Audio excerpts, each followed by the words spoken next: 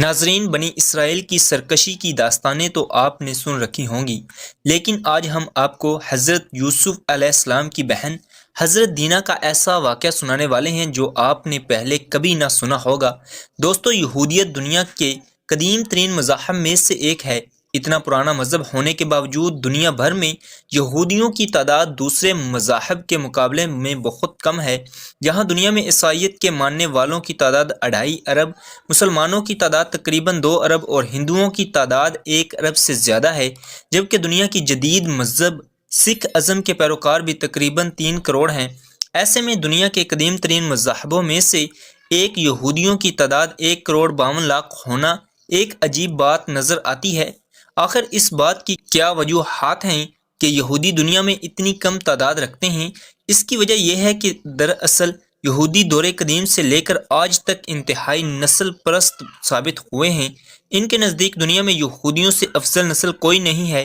اسی بنا پر یہ لوگ نہ تو دوسری اقوام کو اپنے مذہب میں قبول کرتے ہیں اور نہ ہی ان کے ہاں اپنے بچوں کو شادی بیاہ کی اجازت دیتے ہیں۔ ان کے مطابق اصل یہودی وہ ہی ہے جس کے ماں اور باپ دونوں حضرت یعقوب کے 12 بیٹوں کی اولاد میں سے ہوں۔ ان کے علاوہ نہ تو کوئی باہر کا شخص یہودیت قبول کر سکتا ہے اور نہ ہی کوئی یہودی لڑکی یا لڑکا غیر اقوام میں شادی بیاہ کر سکتا ہے۔ اگر کوئی یہودی ایسا کرتا ہے تو وہ خالص یہودیت سے خارج ہو جاتا ہے۔ یہودیوں کی خود پسندی اور نسل پرستی کوئی نئی چیز نہیں ہے۔ یہ جذبہ ان میں اس دور سے پایا جاتا ہے جب اس قوم کی ابتدا ہوئی تھی۔ اس ضمن میں ہم آپ کے سامنے جو قصہ بیان کرنے جا رہے ہیں وہ دراصل اہل کتاب کا ہے، یعنی بائبل اور تلمود دونوں میں موجود ہے۔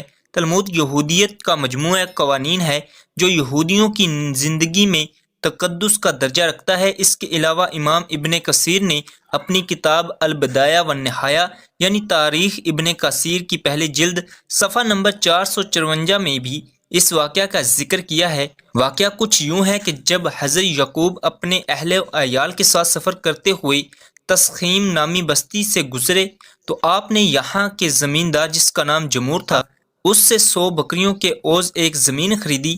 یہاں یعقوب نے اپنا گھر بنایا اور 15 مہینوں تک امن و امان میں رہے۔ یہ وہ دور تھا جب حضرت یوسف بہت ہی کم سن تھے اور آپ اپنے دیگر بھائیوں اور بہن دینا کے ہمراہ اس جگہ رہتے تھے۔ کچھ عرصہ بعد اس بستی یعنی شیخم کے باشندوں نے ایک بڑی ضیافت کا اہتمام کیا۔ اس خوشی کے موقع پر یہاں کے رہنے والوں نے حضرت یعقوب اور ان کے اہل خانہ کو بھی اس ضیافت میں شرکت کی دعوت دی۔ اس دعوت کے موقع پر اس بستی کے شہزادے شکم بن جمور اور اس کے گھر والوں کو حضرت یعقوب کی بیٹی دینا کی سیدھی سادی شخصیت بہت پسند آئی۔ اس دعوت کے بعد بستی کے حکمران جمور حضرت یعقوب کے پاس حاضر ہوا۔ اس نے حضرت یعقوب سے التجا کی، آپ اپنی بیٹی کی شادی میرے بیٹے سے کر دیں، ہمارے اس وسیع ملک میں سکون سے رہے گی، اس میں تجارت کریں۔ اس کے علاوہ انہوں نے یہ بھی کہا، آپ جتنا مال طلب کریں گے ہم خوشی سے دیں گے۔ حضرت یعقوب کے 2 بیٹے شامون اور لاوی اس پر بہت غصہ ہوئے کہ اس غیر قوم کی ہمت کیسے ہوئی کہ یہ ہماری اعلیٰ نسل کی عورت سے شادی کے بارے میں سوچیں۔ انہوں نے نہایت چالاکی سے اس بستی کے فرما روا جمور سے اپنے دادا حضرت اسحاق سے مشورہ کرنے اور سوچنے کے لیے کچھ مہلت طلب کی۔ جب اس بستی کا حکمران جمور اور شہزادہ شکم دوبارہ ان کا فیصلہ سننے کے لیے آئے تو لاوی اور شامون نے ان کے سامنے ایک شرط رکھی کہ ہمارے لیے اپنی بہن کی شادی ایک ایسے آدمی کے ساتھ کرنا ایک شرمناک بات ہوگی جس کے ختنہ نہ ہوا ہو۔ اس شادی کے لیے شرط یہ ہے کہ آپ اور آپ کا تمام قبیلہ ختنہ کروائیں۔ یہ بہت بڑی شرط تھی، لیکن شیخم نامی اس بستی کے تمام مرد اپنے شہزادے اور بادشاہ کی خوشی کی خاطر ختنہ کروانے پر رضامند ہو گئے۔ ختنہ کروانا دراصل بنی اسرائیلیوں کی طرف سے کوئی شرط نہ تھی، بلکہ یہ ایک چال تھی۔ جب یہ تمام شہر ختنہ کروا چکا تو اس سے اگلے ہی دن وہ لوگ اپنے ارادوں کو پورا کرنے نکلے اور ایک ناگہانی آفت کی طرف اس بستی پر ٹوٹ پڑے۔ اس بستی کے تمام مرد ختنے کے باعث درد میں مبتلا تھے، چنانچہ حضرت یعقوب کے بیٹوں کو زیادہ مزاحمت کا سامنا نہ کرنا پڑا اور انہوں نے بستی کے حاکم جمور اور شہزادہ شکم سمیت تمام بستی کے مردوں کو قتل کر کے ان کا مال و اسباب لوٹ لیا۔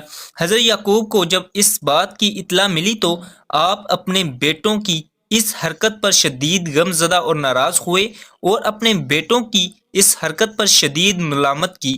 اس واقعہ پر حضرت یعقوب کی ناراضگی اس حد تک تھی کہ بائبل کے مطابق جب آپ نے اپنی آخری وصیت کی تب بھی اپنے بیٹوں شامون اور لاوی کو بے گناہ انسانوں کے اس قتل عام پر معاف نہ کیا تھا۔ بعد ازاں حضرت یعقوب کے انہی بیٹوں نے حضرت یوسف سے حسد کے سبب انہیں کنویں میں ڈالنے جیسے عمل کا ارتکاب بھی کیا، لیکن اللہ تعالیٰ کو کچھ اور ہی منظور تھا، اسی لیے اللہ نے حضرت یوسف کو اس کنویں سے نکال کر دنیا کی سب سے عظیم بادشاہت کے مرتبے پر فائز کیا۔ یعنی آج ہزاروں سال گزر جانے کے بعد بھی یہ قوم یعنی بنی اسرائیل آج بھی اپنی اسی ہٹ دھرمی اور نسل پرستی میں مبتلا ہے۔ ناظرین، اسی امید کے ساتھ اجازت دیجیے کہ آپ کو ہماری آج کی ویڈیو پسند آئی ہوگی۔ ملتے ہیں ایک نئی تاریخی، تحقیقی اور معلوماتی ویڈیو کے ساتھ۔ دیکھتے رہیے AD وائس۔ اللہ رب العزت آپ کا حامی و ناصر ہو۔